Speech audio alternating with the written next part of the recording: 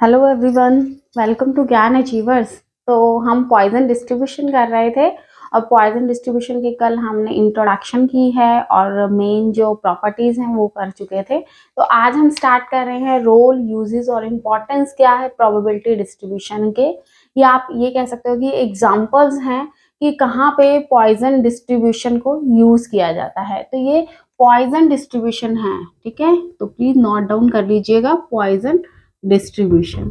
तो Poisson distribution सबसे पहले तो स्टैटिस्टिकल कंट्रोल के लिए हम पॉइजन डिस्ट्रीब्यूशन का यूज करते हैं। बायोलॉजी जो आपका साइंस है उसके अंदर की बैक्टीरियाज कितने हैं उधर भी हमें आपका पॉइजन डिस्ट्रीब्यूशन को काउंट करने के लिए यूज किया जाता है।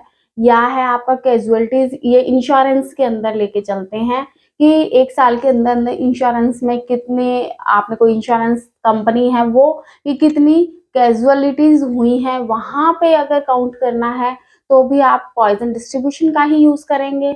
अगर कोई आपका टाइपिंग डॉक्यूमेंट है और वहां पे आपने एरर्स को काउंट करना है तो वहां पे भी आप टाइपिंग एरर को यूज करने के लिए पॉइजन डिस्ट्रीब्यूशन का यूज करते हो। नेक्स्ट वन है कि अगर कोई टाउन के अंदर वन डे में कितनी टेलीफोन कॉल्स आ रही हैं तो वहां पे भी हम पॉइजन डिस्ट्रीब्यूशन का ही यूज करते हैं। या है आपका कि कोई मैन्युफैक्चरिंग कंपनी है जो कि ब्लेड्स बना रही है, तो एक जब लॉट निकलता है तो उस लॉट के अंदर कितने ब्लेड्स डिफेक्टेड होते हैं उस मैन्युफैक्चरिंग कंपनी के, तो वहां पे भी हम पॉइजन डिस्ट्रीब्यूशन का यूज करते हैं। कोई पर्टिकुलर सिटी के अंदर कोई एक्सीडेंट हो रहे हैं किसी पर्टिकुलर रोड पे, तो उस पर्टिकुलर रोड पे जो एक्सीडेंट्स हो रहे हैं वहां पे भी हम पॉइजन डिस्ट्रीब्यूशन का ही यूज करते हैं।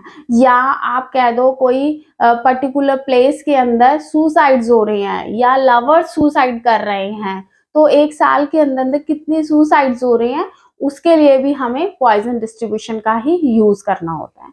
तो एक मेन है कि जहां पे आपके जो नंबर ऑफ इवेंट्स है या तो 20 या 20 से मोर देन है और साथ के साथ जो प्रोबेबिलिटी है सक्सेस की वो लेस देन या इक्वल टू 0.05 है, तो वहां पे हम पॉइजन डिस्ट्रीब्यूशन का ही यूज करते हैं।